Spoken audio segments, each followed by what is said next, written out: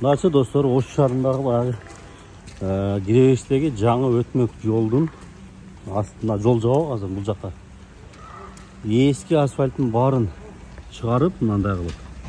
Анан жаңыдан баштап да менимче мына ушундай болсо керек. Асфальт деген өзүнүн китебиндечи.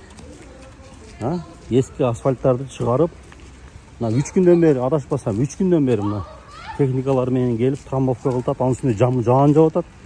Кечетен бүгүнтөн бери мына ушул жума ичи дагы жамгыр жайт деп атат.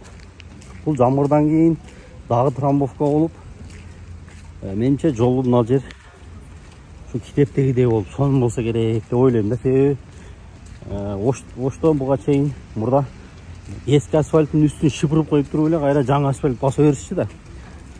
Бирок азыр мына жаңы асфальт төшөлөт деген жолдордун баардыгында Кален ошол эле Кален көчө, ошол эле Көкүмбүй көчө, Машина базар жакка кеткен жолдор баардык мурдагы асфальттарын сыпырып, сыйрып чыгарып, анан кийин жаңыдан жери кылып, трамбовка кылып туруп, анан асфальт төшөйбүз деп атат да достор.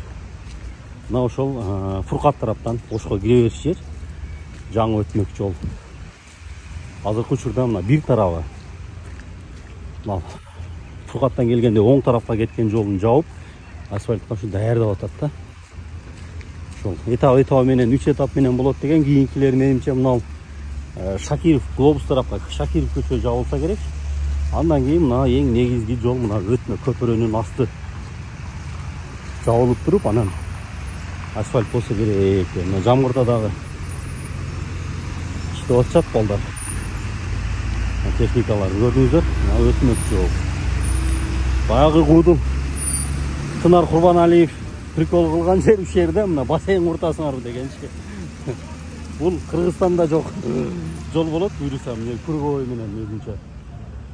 Сонун бүтүп калса, шаарыбыздын эң сонун бир мындай жакшы кооз көпүрөсү жана ошондой эле жакшы кооз эң алдыңкы ушундай өтмөк жол болот деп ойлойм.